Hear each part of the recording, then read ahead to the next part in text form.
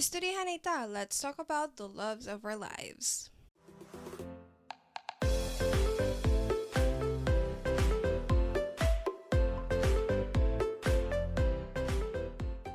So there's this theory, this love theory, that says that there's three loves of our lifetime that we would experience, that we would fall head over heels for this person, or there's three people that we would fall head over heels for. And I'm just kind of grabbing resources from the internet regarding this topic. I actually discussed this topic back in my channel, and I was kind of just getting ready doing my makeup, and it wasn't really a podcast type of thing, but it was something that I wanted to do already, and I just kind of wanted to do it that way, but then I don't know, it just kind of fell apart, and I'm doing it this way.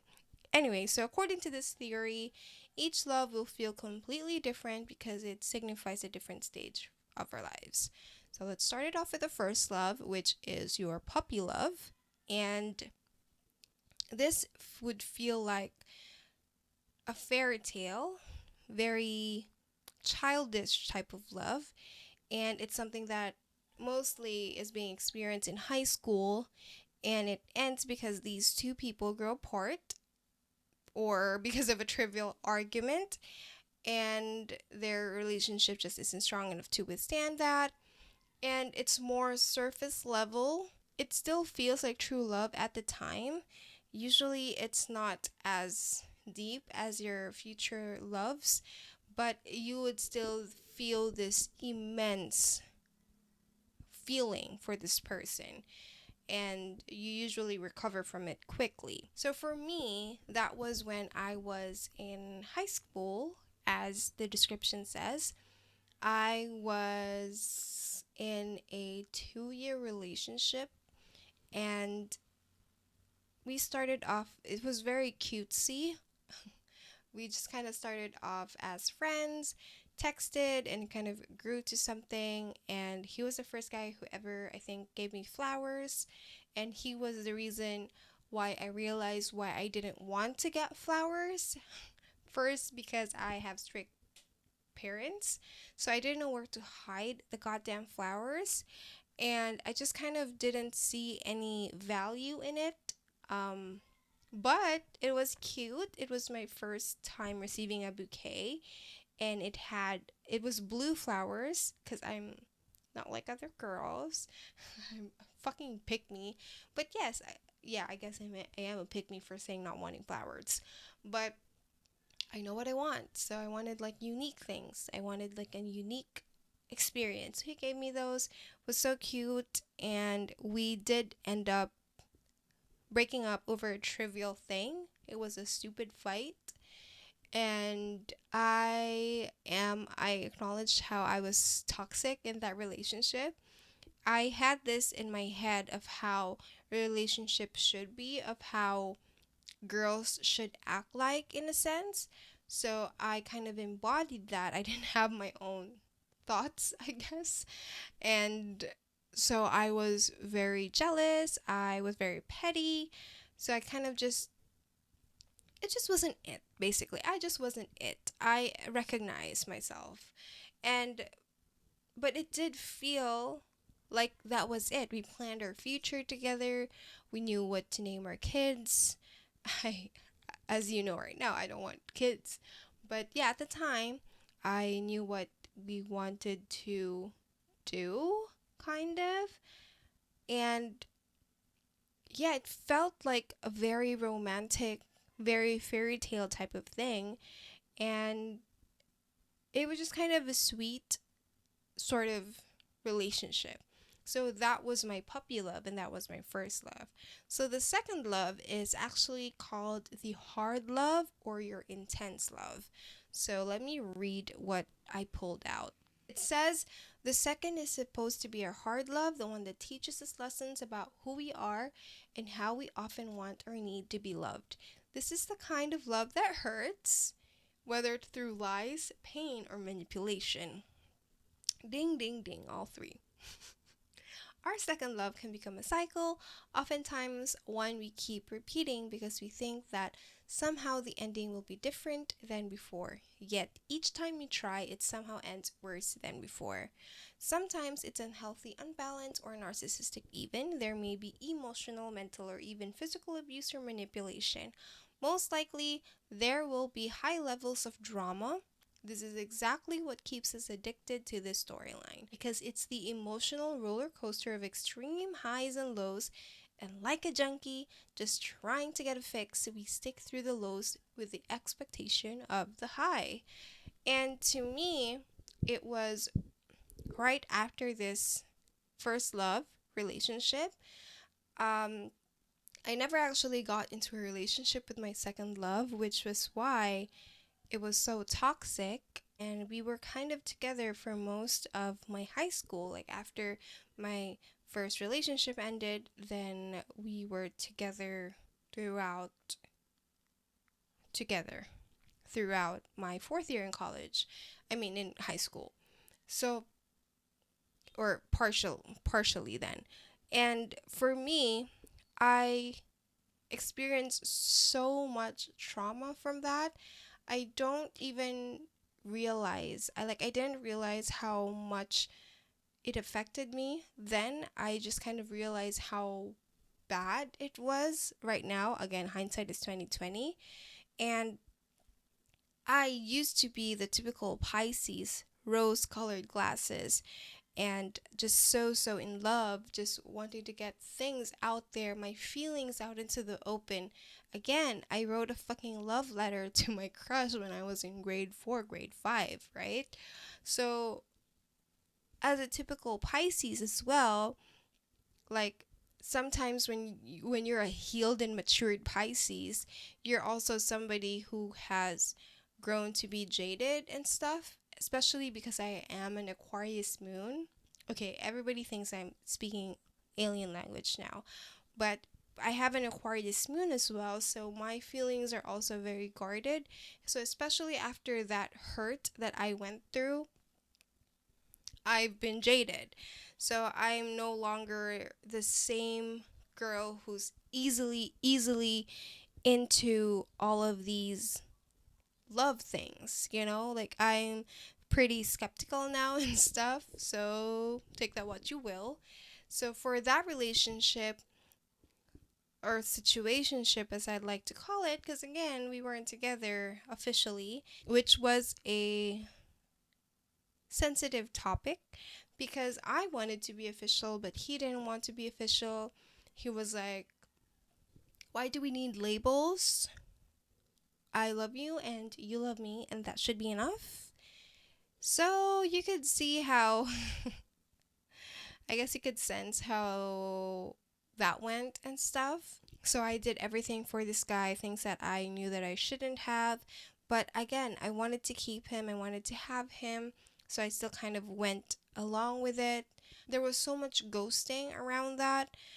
Summers, because we didn't see each other, he wouldn't talk to me, he wouldn't reply, he wouldn't communicate with me.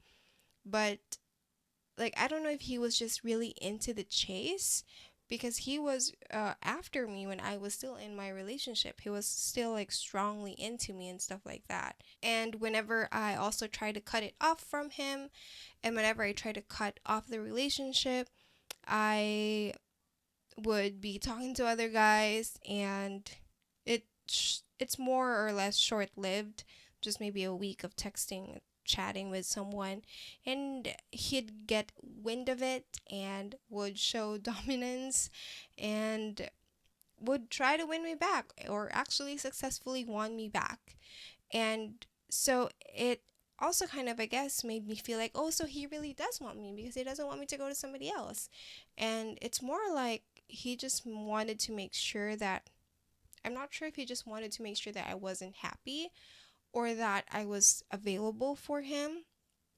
And it was really annoying because usually when we fought or there's this big like blow up from our situationship, he would talk to other girls or past girls and show these romantic gestures for them, and he would make sure that his friends would make the gestures known. So he wanted to make sure that I knew that he did this for this girl when I want him to do it for me. So it's really petty, and yeah, I was like 15, 16, and I was already going through that. It was just kind of pretty annoying because I felt like he was ashamed of me because again, he wouldn't attach a label to whatever we had. And sometimes he wouldn't go with me, he wouldn't go out with me, he wouldn't walk with me. So it just kind of felt super, super embarrassing. And I came from a relationship where my ex was super, super proud of me and would do anything and everything for me. So it was really a blow to my ego, and I'm not sure if me trying to latch onto him was something that had to do with my ego, or if it was really just me really crazy in love with him and wanted to get everything from him, basically. So I don't necessarily know which side of that was, but what I do know was that it was pretty traumatic and it did a number on me because, all right, I'm talking about it right now, right? And for me, like at this age, I'm 31, I'm still wondering whether he actually did have feelings. Like, did he actually like me at the time?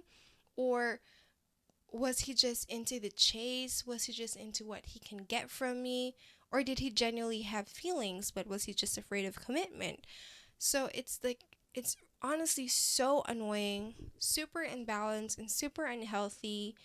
And again, whenever I try to break it off with him, he does something like so, so damaging, like having his friends talk loudly when I am in hearing range, talk about the things that we did, or his friends would mention intimate details that obviously he should be the only one who knows.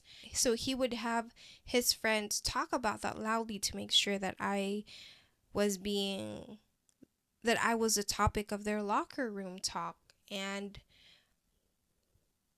at the time, honestly, I didn't feel too much about that. I didn't feel like shit about that specifically. I was more hurt in the love angle. Like, I didn't feel shitty that they talked about me that way.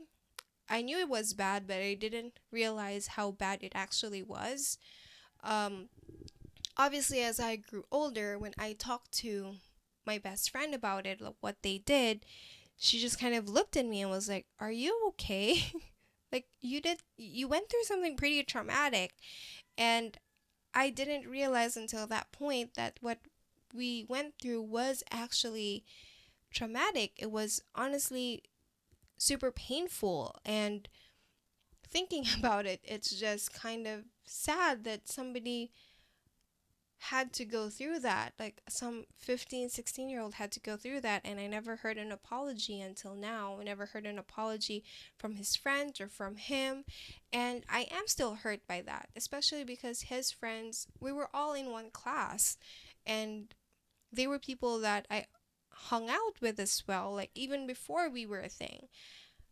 So yeah, it was kind of just pretty painful. So much manipulation, so much lies. He was the one who taught me to go through phones.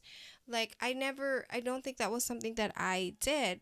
I go through phones mainly because I'm a nosy person, not because I'm being sketchy or I'm thinking that you're texting somebody else, but it was from him. That was a learned behavior because he was going through my stuff and he would give me his phone so that I could go through his stuff, but his stuff were obviously already cleaned up. And I learned to go through the logs, like, because the logs keep track of the people that you have been in contact with, but it doesn't necessarily show what the messages were. It's just kind of a track of the communication. And those things can't be deleted individually. So that was something that I learned from him. So I was so insecure. I knew that he was talking to other girls at some point, and yeah, I was being petty. Like my fiance, we're in the same class. He, of course, didn't partake in all the bullying. But what he did at one time, I was like, hey, Louise, give me a guy or something like that. And he gave me this guy who was, this guy's number or this guy's information. I wasn't going to do anything about it because my purpose was just to make this guy jealous. And he got jealous, obviously. But yeah, it feels like I shouldn't, because I shouldn't do that, other than it not being a healthy thing, is that um he would use that against me. He would use that fact against me, saying stuff like I was a slut, I was a flirt for talking to other guys, when he was doing the same thing, obviously, when we weren't together, obviously, and that was his fault because I wanted to be with him. He was the one who didn't want to be held down. And so yeah, that was like it went on for 2.5 years or so. So yeah, that's like kind of the cycle of how just kind of things went through with us. And and that was just kind of difficult. I went radio silent. I kind of just realized, just woke up one day and was like, you know what, I don't deserve this shit, and let's just try and not give in. So that's what I did. I went radio silent, and for 1 month or so, I didn't talk to him at all. I didn't give in. I not necessarily focused on myself because I was 16 at the time, so I don't think I didn't have the resources to enjoy myself. Like I had strict parents, so I had to stay at home. I just had TV shows, and we didn't even have internet, and I didn't have a lot of books, I think, at the time. So it was a pretty boring time in my life. And I noticed, and I realized, I also told my best friend this, that ever since I got like a boyfriend, ever since I was in elementary, I I have not been single for longer than 6 months or so. I feel like, obviously, when the situationship thing happened, I was technically single, but I knew I wasn't, kind of. So after like my first boyfriend, after a couple of months, our situationship started, and then a month after I cut off from this guy was when I started something with my fiance. And he was actually supposed to be my last high school fling. I mean, sure, that's true. He was my last high school fling, but he was supposed to be just a short term thing. And we're getting married by January 2024, which leads me to say that the third love is the love that lasts and the unconditional love. Obviously, we don't really know if this would last because we don't know everything. But this is the love that we never see coming, usually looks all wrong for us, and destroys any lingering ideals we clung to about what love is supposed to be. This is a love that comes so easy it doesn't seem possible. It's the kind where the connection can't be explained and knocks us off our feet because we never planned for it. It's a love where we come together with someone and it just fits, and there aren't any ideal expectations about how each person should be acting, nor is there any pressure to become someone other than who we are. We are just simply accepted for who we are already, and that shakes us to our core. It isn't what we envisioned love would look like, nor does it abide by the rules that we had hoped to play it safe by, but it still shatters our preconceived notions and shows us that love doesn't have to be how we thought it to be in order to be true. This is the love that keeps knocking on our door regardless of how long it takes us to answer. And it's the love that feels just right. And of course, we got together when I was 16, 17, so we still went through so many immature things, a lot of toxicity as well. It just was us finding ourselves. There wasn't anything regarding manipulation, wanting to be over the other, or having power over the other. It's not really necessarily cheating or anything like that. It was kind of just us learning where we would fit. So those are most of the issues that we have, where and how we fit in each other's lives.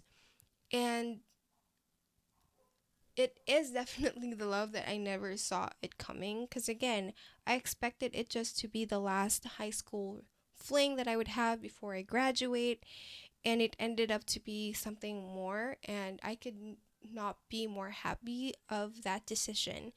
And yes, it was a decision because I reached out to him.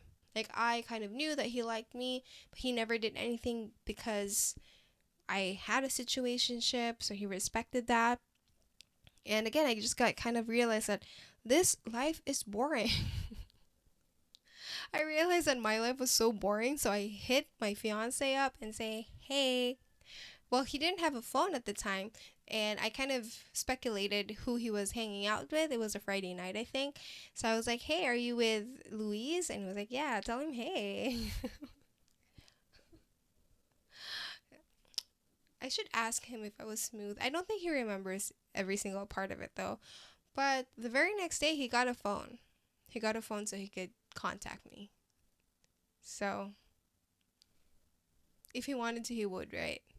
Anyways, so I don't want to speak too much about the third love just because it's kind of